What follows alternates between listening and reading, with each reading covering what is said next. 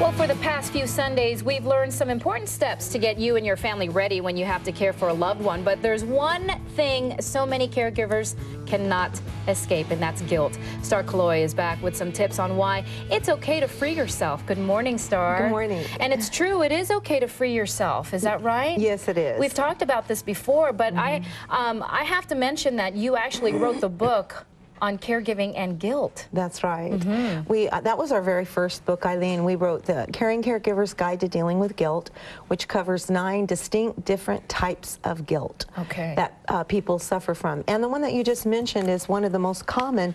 People feel that they're not able to put them into a nursing home because they made a promise. And this is a broken promise in their opinion. Well, I do have to ask you, first of all, what causes guilt? It's caused because of, like I said, a broken promise.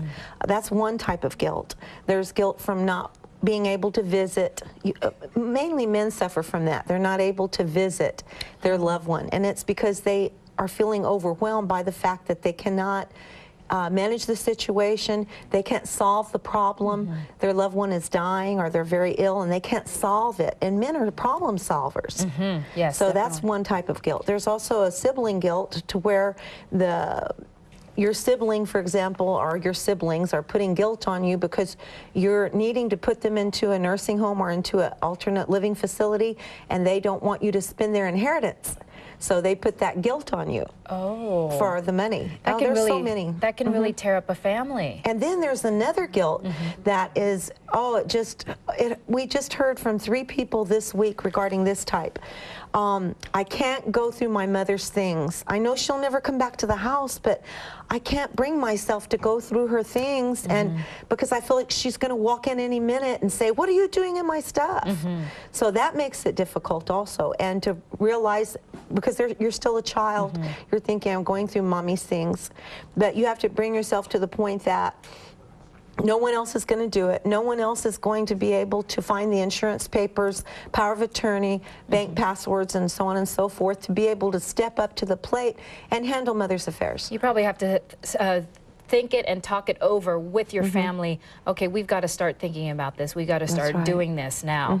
I do have to ask you, though, about the difference. There is a difference between an adult child who has to care for their loved one versus when you were a child and you were being cared for by a parent. There are 2 different things. That's right. And that's where some of the guilt comes from as well. That's absolutely right, Eileen.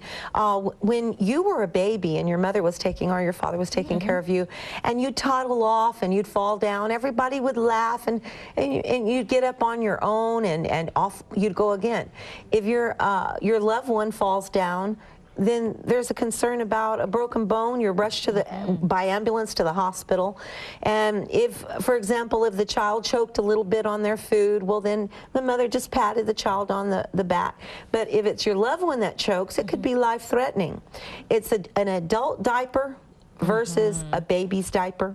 It's an adult shower where they can slip and fall easily, and sometimes are very combative in the bath because their fear of water, especially if they have dementia, as opposed to giving a baby a bath in a sink, even, you know, the kitchen sink. So what's your advice to folks who are going through that?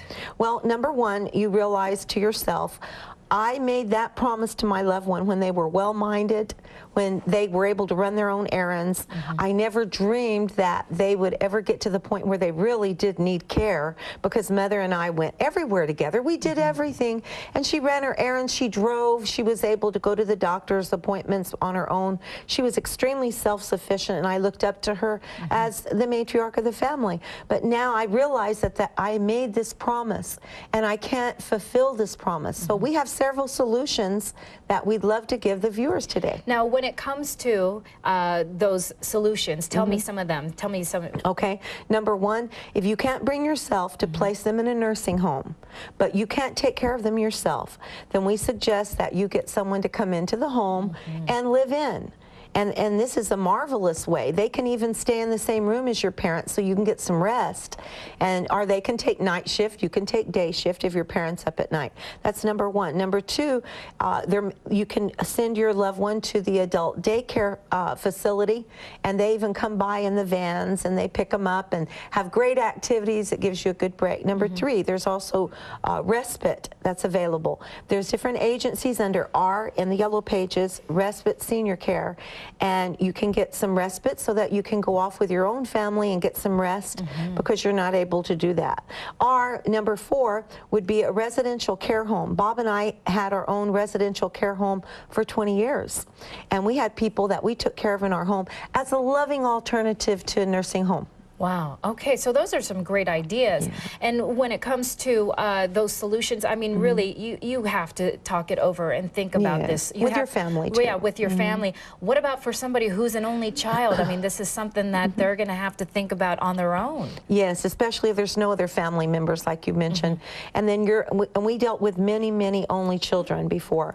And what we did was we counseled them and we showed them that the most loving thing that you could do if you're not called by God to take care of your loved ones yourself, and you don't have that anointing, you're not able to do it, then we suggested that they do one of the 4 solutions that I mentioned to you. And of course, they came to live with us. We had a wonderful time. We were able to spend that time with them. So once again, I want to mention the book again. It's The Caring Caregiver's Guide to Dealing with Guilt, and there it is right there. To get your copy of the book, you can always call 210-521-8668. Also log on to this website. It's www.caregiversadvice.net. And as always, you're on the radio. Yes. On the radio every Saturday morning from 8 to 9.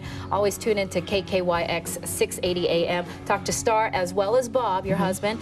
And there's a phone number again, 210-521-8668. Great advice. Okay.